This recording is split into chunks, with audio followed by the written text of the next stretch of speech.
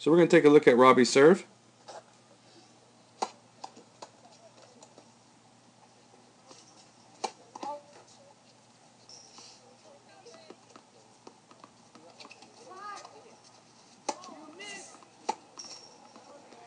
So kind of a couple things that I see with Robbie is two things. The obvious ones are his hit location. So when we put this in slow-mo, we're going to notice that the ball toss at this particular point, you'll notice that the ball is already leaving his hands at an angle this way. So whenever Robbie goes to attack the ball, he's actually going to be hitting the ball sidearm.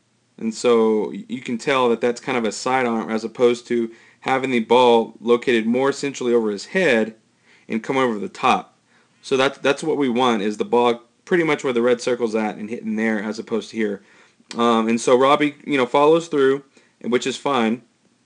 But again, on his next serve, you'll notice the same thing. He tosses it up. This one's a little better. It's not so much to the side, but you'll notice he still tends to kind of lean this way, and his arm is kind of going this way. So the thing is, with having the ball tossed centrally over his head, what that will allow him to do is to kind of actually fall into the court as opposed to the side. So if you look at where he ends up when he's done serving, he's not even into the court. He's still back on the baseline.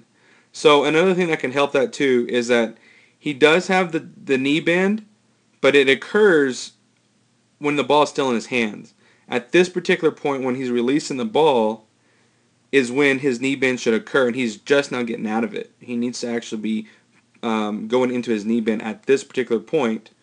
So you notice whenever he gets here, he's literally pretty much just straight forward up. So between the knee bend and the ball toss and making sure the ball is more centrally located over his head and he's coming over the top as opposed to side arming it, that'll help Robbie's serve in the long run.